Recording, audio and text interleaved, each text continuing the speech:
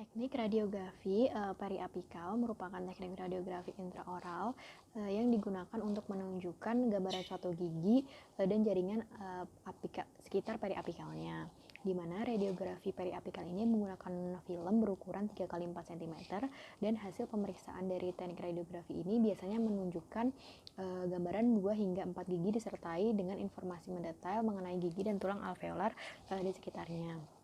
Indikasi untuk radiografi periapikal ini sendiri, yang pertama melihat ada atau tidaknya inflamasi dan infeksi pada jaringan periapikal, kemudian melihat kondisi jaringan periodontal terutama setelah adanya trauma, kemudian melihat suspek kelainan pada bagian periodontal, melihat apakah ada benih atau posisi gigi yang belum erupsi, kemudian juga melihat morfologi gigi yang untuk dilakukan sebelum tindakan ekstraksi. Kemudian melihat gigi selama dilakukannya perawatan endodontik, kemudian juga penilaian preoperatif dan juga postoperatif terhadap prosedur tindakan bedah apikal, kemudian evaluasi mengenai kista dan juga lesi pada tulang alveolar, kemudian evaluasi postoperatif pemasangan implan. Nah, untuk teknik periapikal sendiri ini karena anatomi setiap gigi individu ini memiliki tidak selalu dan dapat diposisikan dengan posisi ideal, maka pada saat teknik periapikal ini untuk mengatasi hal tersebut perkembangannya itu teknik periapikal ini memiliki dua macam teknik, yakni yang pertama adalah teknik paralel dan juga teknik bisektris. Teknik paralel disebut juga sebagai the right angle atau long cone teknik, yang merupakan suatu teknik di mana film X-ray ini diletakkan secara paralel terhadap sumbu panjang gigi dari bagian sentral dari X-ray tegak lurus terhadap gigi dan juga film. Kemudian untuk teknik bisektris merupakan teknik radiografi periapikal dengan prinsip isometri yang menyatakan bahwa dua segitiga adalah sama jika memiliki dua sudut dan satu sisi yang sama. Dalam arti bahwa panjang gigi sebenarnya akan sama dengan panjang gigi pada film. Nah, selanjutnya untuk tahapan radiografi periapikal ini, baik teknik paralel maupun bisektris, yang pertama adalah operator melakukan pemeriksaan pada rongga mulut pasien. Sebelum film ditempatkan, hendaknya operator melihat atau memeriksa inklinasi gigi, aksial giginya. Kemudian yang kedua adalah pemasangan film. Nah, film ini diposisikan vertikal pada gigi insisif dan kaninus, sementara untuk gigi premolar dan juga molar film diletakkan secara horizontal. Kemudian untuk menentukan titik penetrasi gigi rahang atas yakni titik penetrasi insisif pertama itu pada fossa nasalis, kemudian insisif kedua itu kurang lebih 0,5 dari fossa nasalis. Kemudian titik penetrasi gigi kaninus ini sejajar pada cuping hidung. Kemudian titik pada gigi premolar ditarik garis lurus pada tengah-tengah pupil mata. Kemudian gigi premolar kedua titik penetrasinya mundur 1,5 hingga 1 cm dari penetrasi premolar pertama. Kemudian molar 1 ditarik dari garis terluar bagian mata. Kemudian untuk molar kedua titik penetrasinya mundur 1 cm atau lebih dari molar pertama pada garis khayal rahang atas. Kemudian untuk molar ketiga mundur kurang lebih 1 cm dari penetrasi molar kedua pada garis khayal rahang atas. Selanjutnya untuk titik penetrasi gigi gerigi rahang bawah merupakan lanjutan dari penetrasi dari gigi rahang atas, di mana pada gigi insisif 1 dan juga insisif 2 merupakan lanjutan dari titik penetrasi gigi insisif 1 dan juga 2 tegak lurus terhadap garis khayal rahang bawah. Dan selanjutnya untuk gigi selanjutnya juga sama, merupakan perpanjangan dari garis khayal rahang atasnya. Kemudian untuk tahapan selanjutnya adalah melakukan penempatan posisi film, di mana untuk teknik paralel ini gigi insisif dan caninus ini menggunakan holder anterior dengan film berukuran 22 x 35 mm yang ditempatkan secara vertikal. Sementara untuk gigi premolar dan juga molar menggunakan holder posterior dengan ukuran film 31 x 41 mm yang ditempatkan secara horizontal. Kemudian memastikan kepala pasien bersandar dan bidang oklusal sejajar dengan lantai. Kemudian holder dan juga film ditempatkan pada mulut pasien dengan ketentuan. Gigi insisif dan caninus maxilla, film ditempatkan lebih posterior sehingga mencapai lengkung palatum.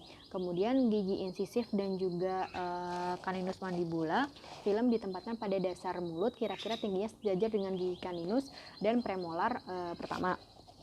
Untuk gigi premolar dan juga molar maksila, film ditempatkan pada bagian tengah lengkung palatum sehingga tingginya cukup mencapai lengkung palatum. Dan untuk gigi premolar serta molar mandibula ditempatkan pada sulcus lingualis di sebelah gigi yang akan difoto. Kemudian selanjutnya holder diputar sehingga gigi yang akan difoto dapat menyentuh bite block. Kemudian cotton roll ditempatkan pada sisi yang berlawanan dengan bite block, dan juga pasien diinstruksikan untuk menggigit secara perlahan pada blok gigitannya. Dan lokator ini juga dipindahkan ke bawah tongkat indikator hingga berkontak dengan wajah pasien untuk mendapatkan jarak yang tepat antara titik fokus dan juga film. Nah, selanjutnya pada tahapan tadi untuk teknik bisektris dilakukan dengan memastikan badan pasien itu tegak, kemudian kepala pasien bersandar dan juga bidang oklusalnya sejajar dengan lantai. Kemudian juga paket film diletakkan sedekat mungkin pada gigi yang akan difoto tanpa dibengkokkan. Kemudian tentukan sudut antara sumbu panjang gigi dan juga sumbu panjang filmnya. Selain menggunakan film holder, teknik bisektris ini juga dapat dilakukan menggunakan ibu jari atau telunjuk pasien dengan cara sebagai berikut, di mana untuk dengan menggunakan ibu jari ini nanti film ini akan diletakkan pada mulut, dilebihkan sekitar 2 mm di atas oklusal atau incisal edge, di mana pasien kemudian diinstruksikan untuk menahan film perlahan dengan menggunakan ibu jari atau telunjuknya. Kemudian setelah itu tahapan selanjutnya untuk tahapan paralel maupun bisektris yakni memposisikan sudut tabung sinar X. Nah, operator menentukan sudut-sudut vertikal dan horizontal serta posisi ujung tabung untuk menghindari dampak dari penempatan ujung tabung yang tidak tepat. Di mana sudut vertikal ujung tabung sinar X, sudut vertikal dari sinar terhadap dataran oklusal ditentukan dengan menarik garis dari pusat sinar sampai bertemu dengan dataran oklusal. Kemudian untuk sudut horizontal ini, untuk dataran horizontal pusat sinar harus diarahkan ke daerah kontak interproksimal untuk menghindari efek overlapping. Di mana untuk sudut-sudutnya sendiri, untuk gigi rahang atas, untuk sudut vertikal dari gigi insisif, caninus, kemudian premolar dan molar yakni 55, 50, 40, dan 35 derajat. Sementara untuk sudut horizontalnya adalah 0 derajat, 45, 75, serta 90. Selanjutnya untuk rahang bawah, untuk gigi insisif, caninus, premolar, serta molar, untuk sudut vertikalnya sendiri minus 25, min 20, min 15, dan juga min 5. Selanjutnya untuk sudut horizontalnya sendiri 0 derajat, 45 derajat, 75 derajat, dan 90 derajat.